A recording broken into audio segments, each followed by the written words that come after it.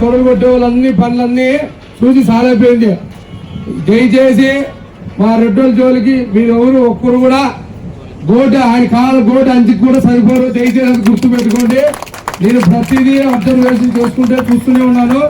మీరు దయచేసి మీ ప్రభాగాలు ఏమైనా ఉంటే పలుకోండి వేరే దగ్గర, కానీ ఇక్కడ జరగవు. గెలిచేది వెంకటరామరెడ్డి ఫ్యాన్ గుర్తు పైన సీఎం జగన్ వస్తారు. ఇది పక్క, ఇది మాత్రం పక్క రాసి పెట్టుకోండి.